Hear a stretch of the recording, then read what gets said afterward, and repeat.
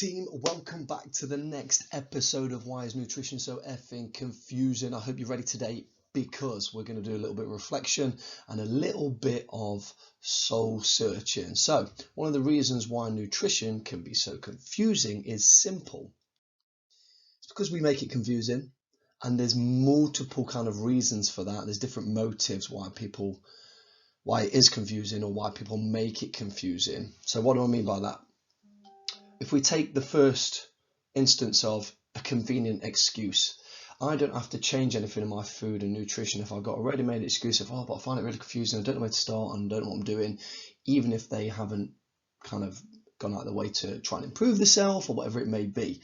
So it can be just a fallback excuse for people that don't want to better their lifestyle on their food and nutrition, because obviously it takes hard work, and doing nothing is the easiest thing you can do. And if I just go, well, that's confusing, it's hard, isn't it?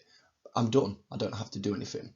Now, there is some people where their level of knowledge isn't quite where it needs to be, and they need to do a bit of research, and it's like you don't know any better.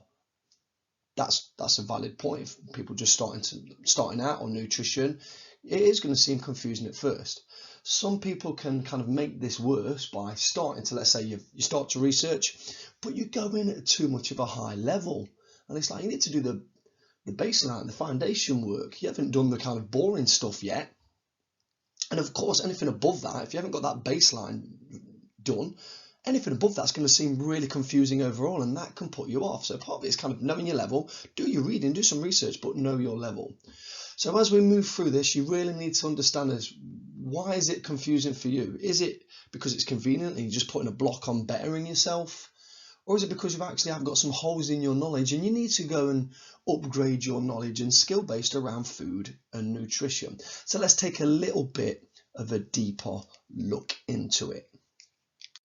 Now, a lot of the time why it can be confusing is because we're not really conscious of the actions that we're doing with food and nutrition. Then we're confused by the outcome.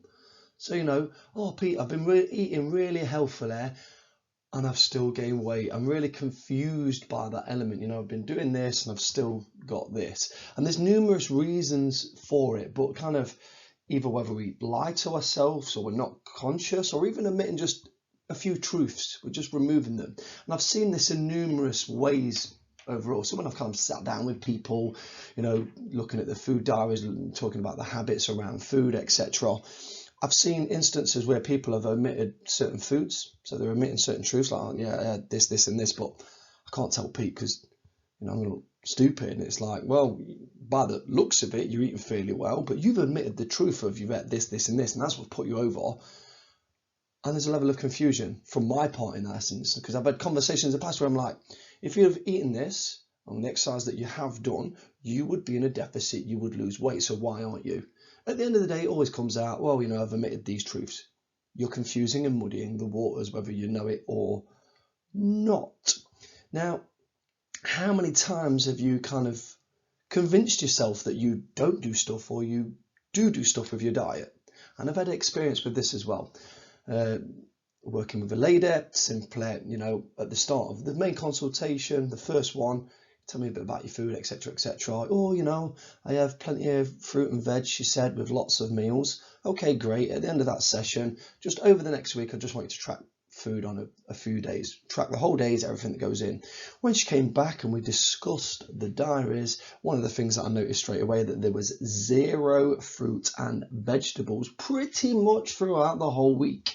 And I kind of, come back and our initial conversation was, you generally ate quite a lot of fruit and veg, and it turned up in a lot of different foods and meals, and it's not there.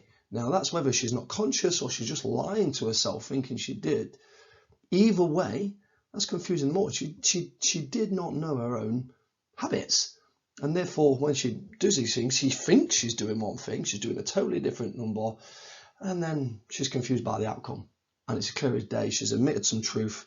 She's lying to herself, whether it directly or indirectly. Now, a lot of people and a lot of adults simply don't adult themselves. And what I mean by that, I've seen habits and routines that, you wouldn't let children do. And that's a lot of the times when I see certain choices and behaviours going off. I see some diaries where there's chocolate every day at the lunch and after their main meal every single day for seven days. And I'll generally ask 3 questions. Number 1, have you got kids? Hopefully the answer is yes, but even if they say no, I keep going and just don't refer it to kids. And I'll go, do you think that's healthy for your children? Is chocolate every day, twice a day healthy? Well, no. Is a bit of chocolate unhealthy? No, but that's a bit, not every single day, twice a day. And then the third question is, well, would you let your children do it? Usually the answer is definitely not. And then, well, why are you doing it? So it's not healthy. You won't let your children do it. So why are you doing it? You need to treat yourself with a bit more respect or a bit more discipline, or actually just adult yourself a little bit more. I want to, you want to, let's say we treated the kids, you want a bit of chocolate every now and again, because it tastes nice, don't it? We eat for pleasure occasionally, which is totally fine. So how would you do that to your own self? How would you adult yourself? And it's a case of, I get to one night, I want a bit of chocolate. Well, when was the last time you had some chocolate? This lunchtime. Well, no, you've already had some today. Don't have any more. And you'd be surprised how that level of adulting and accountability really helps. And some people, again, are unaware of it, that these actions, and they're confused that I'm really struggling to lose weight, or I'm really lacking energy.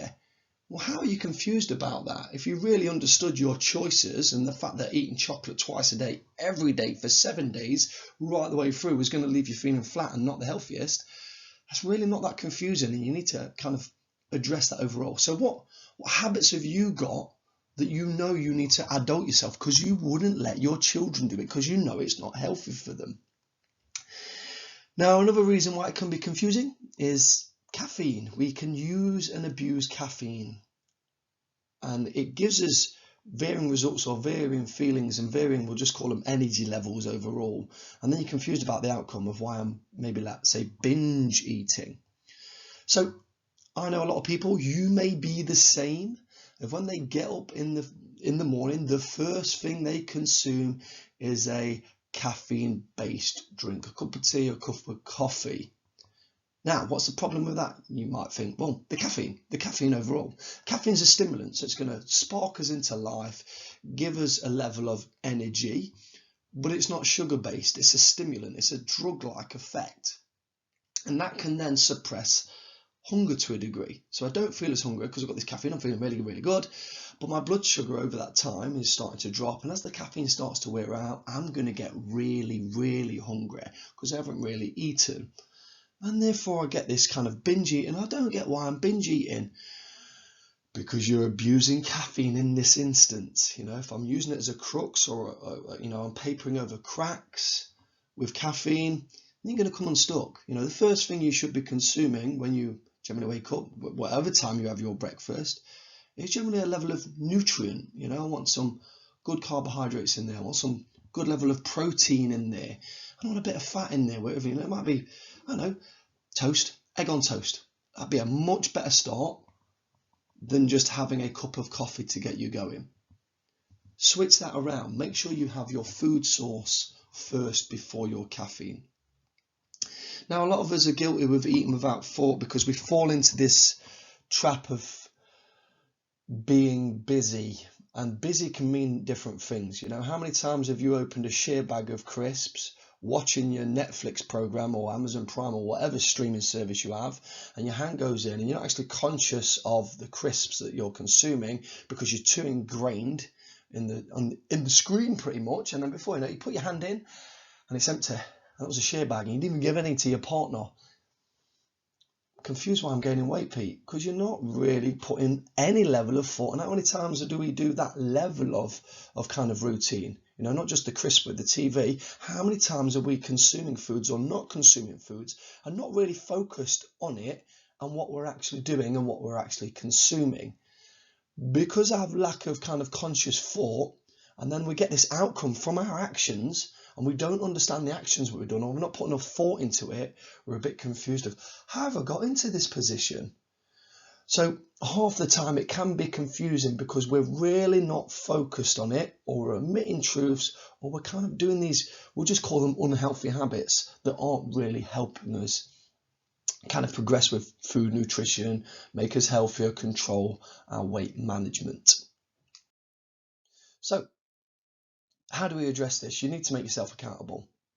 Okay, it's no one else's problem, it's no one else's reason for your crappy eating habits. It's down to you overall. You'll have heard me say this before. It's no one else's fault. It's not your partner's, it's not your kids, it's not some genetic disorder, it's not any of that.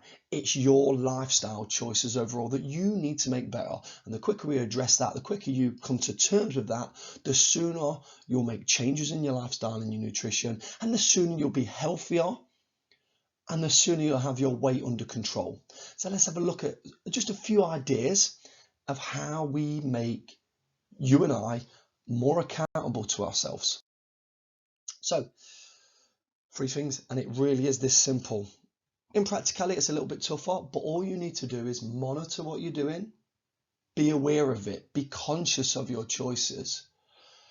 Look at it from an unbiased view with a little bit of kind of, little bit of tough love, we'll say, and then make some small changes. And when you do that, you will start understanding your routine a lot more. You'll start understanding your food choices a lot more. You'll start understanding your, the outcomes a lot more, and you will be less confused about it. Win-win, right? So monitor. What do we mean by monitor? Everything that goes in your mouth, the timings, the choices, the calorie amounts, food groups, everything. Now, the best way is old school. I've used these apps with clients. Nothing beats pen and paper journaling. It holds people more accountable. Now, apps are good though, because they help speed up the process of monitoring. So what I get a lot of my clients to do is get a notebook, get a jotter, get a journal, get a diary. Use your app alongside it to help speed up kind of like, well, how many calories in that? What kind of foods are that? Is this good? Is this bad? And jot it down, record it. What usually happens is when they come back, moving on to the step 2, they don't even necessarily need my help initially on that first point, because they'll come back to me, they'll go, Pete, I've been recording for these last 4 to 7 days, and oh my God, I've got some terrible habits that I need to address. They've already reviewed it before I've even reviewed it, and they're already aware of some changes they need to make, and the only thing that's changed is them recording and monitoring what they're doing with a good amount of focus. So get a pen and paper, get a notepad, put reminders in your phone to keep monitoring and recording and writing down, using apps if you need to, using Google search for calories and foods. Write down everything you consume, the timing you consume it, everything, as much detail as you can. The whole point of it is to help you be more aware overall. When you review it, you look for some really obvious standout things. There's different ways you could do that. How many calories are you consuming overall? Is it a lot? Is it a little? Do some research. Now, guidance is always between 2,000 and 2,500 calories. 2,000 for female, 2,500 for male. That's a roundable figure. If people are wanting to lose weight, it's going to be less than that. The average female that I work with usually sits between 1,500 and 1,800 calories, depending on their activity level and their kind of individual characteristics, their size, their muscle mass, etc. So if you're looking at a weight loss journey, you're going to be under that 2,000 to a degree. So, how many are you consuming? Is it 2,200 when you look at overall? Now look at your food groups as well. Is there some good starchy carbs in there? Is there some good proteins in there? Is there variety? Is there greenery? Is there fruit and veg? Is there absolutely limited sugary snacks, crisps, alcohol, sweets? Limit it to just a smidgen, an absolute smidgen. You can have it. Just don't have it every day and don't have it as a reoccurring. And it should definitely not accumulate to the amount of calories that then would equal a meal. A bar of chocolate, it could easily hit 500 calories. That's a whole meal in a bar of chocolate. So, look at these actions. Is this really anything new that I'm telling you? Not really. You kind of know these things are all. So when you're looking at your diaries, review it. Once you've had a little bit of review, you go, you know what, I need to change this and this. 1 or 2 things, do it simpler. Now you don't have to go all in. Now I might go, right, this one thing, I'm going to cut out the sweets and chocolates, and I'm going to make sure over the next 7 days that on 4 of them days it's definitely not occurring. You know, I've looked at my plans and I've had it every single day. So next week I can only have it on 3 days, and I'm going to adult myself to then make sure that I have 4 days where I don't consume anything. And when I get to them 4 days, I'm like, well, no, Pete, I can't have it because I had it yesterday, and I'm not having it right now because I'm conscious and I want to improve my health, and I want to have more energy, and that doesn't help me. Let's stick to the task, and I'll look for healthier food groups overall. So food and nutrition doesn't have to be confusing. You know, it's really important that remember that. So as you move forwards, make those positive changes. In some instances, it can be confusing because of other things, but it makes it worse when it's down to us as an individual. I hope you enjoyed today's episode of Why is Nutrition So Effing Confusing. Make sure you go check out the other episodes, and make sure you press the like and the subscribe buttons to stay up to date with some of the new videos that are coming from us to you. Stay healthy, stay active, make good choices in nutrition, have a great day, and I'll see you soon. See you later. Bye-bye.